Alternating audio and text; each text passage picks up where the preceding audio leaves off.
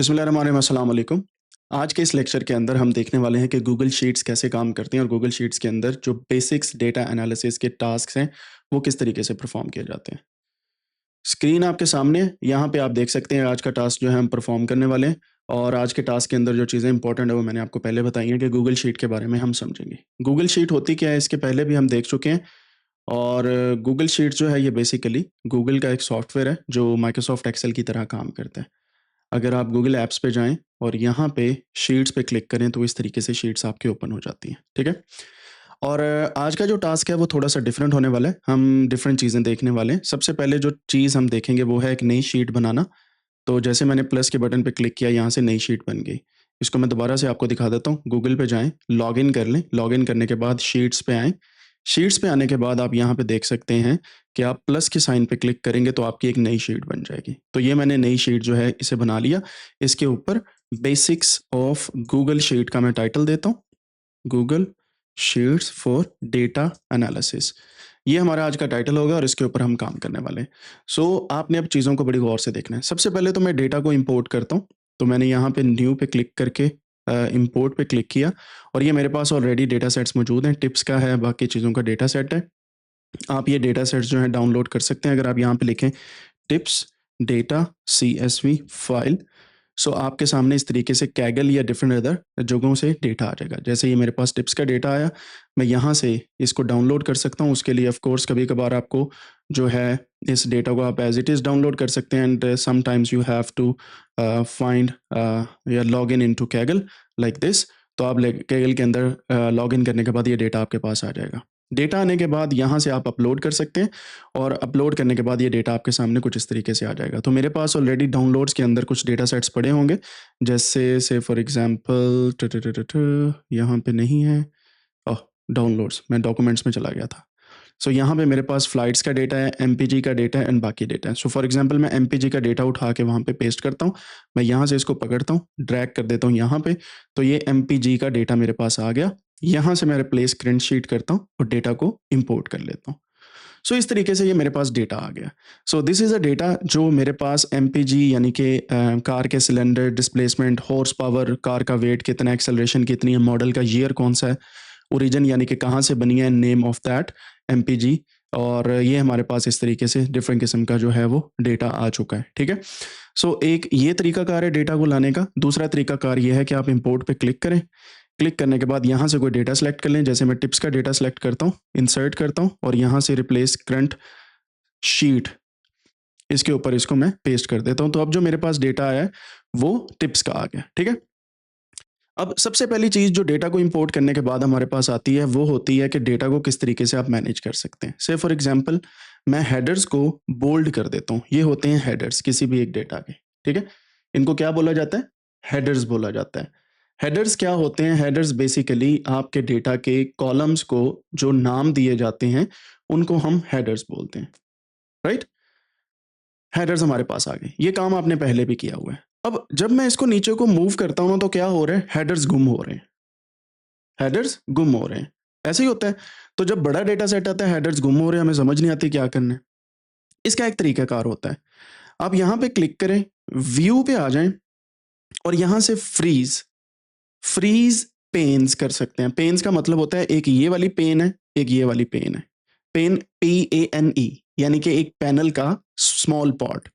आप इसको सेलेक्ट करके या यहाँ पे क्लिक करके व्यू पे जाएँ, फ्रीज़ पे जाएँ, जाने के बाद पहली रो जो है उसको आप फ्रीज़ कर सकते हैं। 2 रोज़ भी कर सकते हैं, अप टू 1 रो भी कर सकते हैं, कॉलम्स भी इसी तरीके से कर सकते हैं। मैं सिंगल रो को फ्रीज़ कर देता हूँ। जैसे मैंने इसको फ्रीज़ किया, नाउ यू कैन सी कि वो वहाँ पे स्टैटिक हो गया और नीचे सारे के सारे डेटा हमारे पास वैसे ही आ रहा है। ठीक है? And this is one of the tricks जिसके थ्रू हम बड़े डेटा सेट्स पे काम करते हैं। आपको पता होगा कि पिछले दिनों हम जब डेटा पे काम करते थे तो डेटा का हेडर गुम जाता था, फिर हम ऊपर जाके देखते थे कि डेटा का हेडर क्या है, ठीक है? And this is how you can freeze. और अगर आप चाहते हैं कि मेरे पास टोटल बिल वाला कॉलम भी फ्रीज़ हो जाए तो व्यू पे जाके फ्रीज़ पे जाके 1 कॉलम यहाँ से कर दें, ये लें जी, आपका ये वाला कॉलम भी फ्रीज़ हो गया। इसका फ़ायदा क्या है? जब आप ज़ूम इन करते हैं और इसको स्क्रॉल राइट साइड पे करते हैं लाइक दिस, और इस तरह स्क्रॉल करने के लिए आप शिफ्ट का बटन दबा के भी स्क्रॉल कर सकते हैं या कंट्रोल का बटन दबा के भी, it's totally up to your system के कैसे आपने इसको किया हुआ है, वरना आप इस पे क्लिक करके इस तरीके से इसको ड्रैग एंड ड्रॉप कर सकते हैं। सो ये आपका कॉलम भी फ्रीज़ हो गया।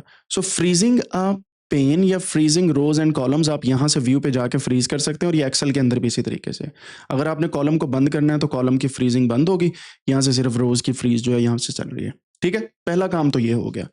अब दूसरा काम ये है कि व्यू वाले बटन के अंदर अगर आप जाके देखें, you can also group different kind of cells. ठीक है? आप उन्हें ग्रुप भी कर सकते हैं, राइट?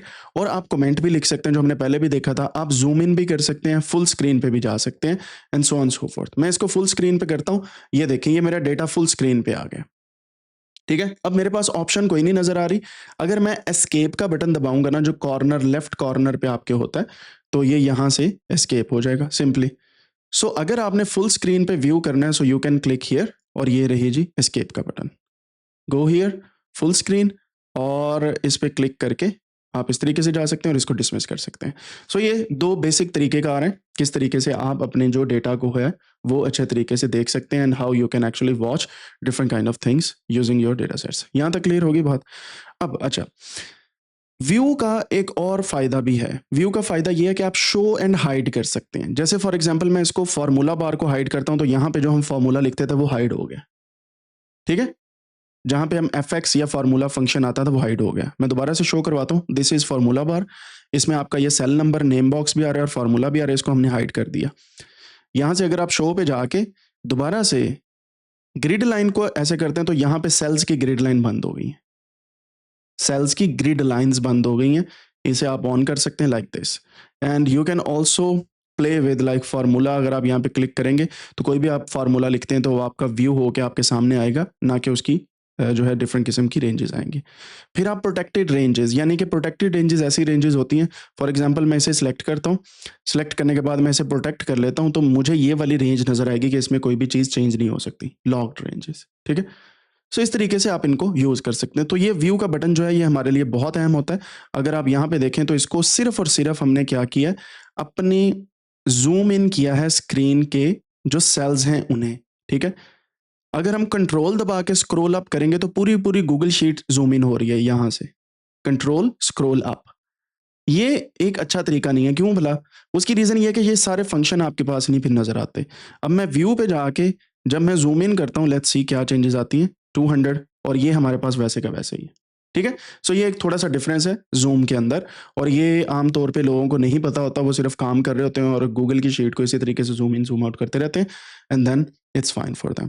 अब अगर आप इसी डेटा को, जो भी आपने काम किया, आप इसको एक्सपोर्ट करना चाहते हैं ना, तो आप सिंपली यहाँ पे जाके फाइल पे जाके आप इसको डाउनलोड पे क्लिक करके किसी भी एक फॉर्मेट के अंदर डाउनलोड कर सकते हैं, और यूजुअली हम एक्सेल के अंदर इसे डाउनलोड करके लोग एक्सेल के अंदर इसे सेव करते हैं, या सीएसवी फाइल के अंदर जो कॉमा सेपरेटेड वैल्यू है। ठीक है? यहाँ तक क्लियर होगी बात? अब एक और चीज़ मैं बताता हूँ आपको, जैसे हम शेयर करते थे, यहाँ पे मैं शेयर पे क्लिक करता हूँ, और रिस्ट्रिक्टेड जो है एनीवन विद द लिंक करने के बाद मैं इसको कॉपी करता हूँ। कॉपी करने के बाद यही वाली चीज़ मैं आपको सेंड करता हूँ। ठीक है? यहाँ पे मैंने जो ज़ूम में बैठे हुए लोग, उनको मैंने सेंड की है अभी, और अगर आप इस लिंक पे क्लिक करेंगे, then you can actually view the file. ठीक है? और अगर आप क्लिक करके आएँगे, नाउ यू कैन सी कि मेरे पास ये इतने ज़्यादा लोग यहाँ पे आ रहे हैं। ऐसे ही है, आ रहे हैं ये लोग, ठीक है? आप व्यू कर पा रहे हैं। अब अगर कोई बंदा चेंजेज़ करता है, से फॉर एग्ज़ाम्पल ये साइज़ के नेम को हम कह देते हैं टेबल साइज़, ठीक है? टेबल साइज़ मैंने इसे कह दिया। अब मुझे कैसे पता चलेगा किसने चेंज की है, किस वक़्त की है और किस तरीके से की है, उसके बारे में हम देखने वाले हैं।